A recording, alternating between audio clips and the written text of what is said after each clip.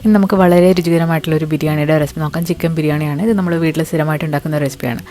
Vegetable ഓയിലിലേക്ക് നെയ്യും കൂടെ ചേർത്ത് കൊടുത്തിട്ട് അതിലേക്ക് കാഷ്യൂ നട്ട്സും മുന്തിരിങ്ങയും കൂടെ വറുത്ത് കോരി മാറ്റാം. അതേ എണ്ണയിൽ തന്നെ ഒരു 3 സവാള നീളത്തിൽ അരിഞ്ഞും കൂടെ ചേർത്തിട്ട് കുറേശ്ശായിട്ട് വറുത്ത് കോരി മാറ്റണം. കരിഞ്ഞു പോകാതെ പ്രത്യേകം ശ്രദ്ധിക്കുക. ഇനി അതേ എണ്ണയിൽ തന്നെ ഒരു സവാള നീളത്തിൽ അരിഞ്ഞതും ഇഞ്ചി വെളുത്തുള്ളി പച്ചമുളക് പൊടിയായിട്ട് അരിഞ്ഞതും ആവശ്യത്തിനുള്ള ഉപ്പും കൂടെ ചേർത്ത് നന്നായിട്ടൊന്ന് വഴറ്റിയെടുക്കാം.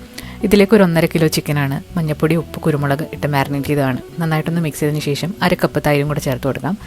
ഇനി ഇതിലേക്ക് നമ്മൾ വീട്ടിൽ തന്നെ പൊടിച്ച ബിരിയാണി മസാലയാണ് ചേർക്കുന്നത്. ഇതിൻ്റെ റെസിപ്പി വേണമെന്നുള്ളവർ ഡയറക്റ്റ് മെസ്സേജ് അയക്കുകയാണെന്നുണ്ടെങ്കിൽ ലിങ്ക് തരാം. ഒരു 3 ടീസ്പൂൺ ചേർത്ത് കൊടുത്തിട്ടുണ്ട്. നന്നായിട്ട് മിക്സ് ചെയ്യാം. ഒരു വലിയൊരു തക്കാളിയും കൂടെ അരിഞ്ഞതും കൂടെ ചേർത്ത് അടച്ച് വെച്ച് ചിക്കൻ ഒരു പകുതി വേവാകുമ്പോഴത്തേക്ക് നമ്മൾ നേരത്തെ വറുത്ത് വെച്ചിരിക്കുന്ന സവാളയിൽ നിന്ന് ഒരു 1/4 ഭാഗം പൊടിച്ചിട്ട് ഇതിലേക്ക് ചേർത്ത് കൊടുക്കാം. നന്നായിട്ട് വെന്ത് കഴിഞ്ഞാൽ ഇതിലേക്ക് മല്ലിയില പുതിനയിലയും കൂടെ ചേർക്കാം. ഗ്രേവി ഒന്ന് വറ്റിച്ചെടുക്കാം. ഇനി അരിക്ക് വേണ്ടിയിട്ട് നമ്മളൊരു വലിയ പാത്രത്തിലേക്ക് സ്പൈസസും അതുപോലെ 3 കപ്പ് ബസ്മതി റൈസ് കുതിർത്തതും കൂടി ചേർത്തിട്ട് ഇത് ഒരു 90% ആകുമ്പോൾ ഊറ്റി എടുക്കുക. ഇനി ഇത് ചിക്കന് മുകളിലായിട്ട് ലെയർ ചെയ്തെടുക്കാം. ഫ്രൈഡ് ഓണിയനും കാഷ്യൂ നട്ട്സും ലെയർ ചെയ്യാൻ മറക്കരുത്. കുറച്ച് ബിരിയാണി മസാലയും കൂടെ ഇട്ട് കൊടുക്കുന്നുണ്ട്. ഇത് ഫോയിൽ വെച്ചിട്ട് കവർ ചെയ്ത് ഇത് ചെറുതീയിൽ 20 മിനിറ്റ്സ് ഒന്ന് ദം ചെയ്തെടുത്തിട്ടുണ്ട്. നല്ല ടേസ്റ്റി ബിരിയാണിയാണ്. എല്ലാവരും ട്രൈ ചെയ്ത് നോക്കാം.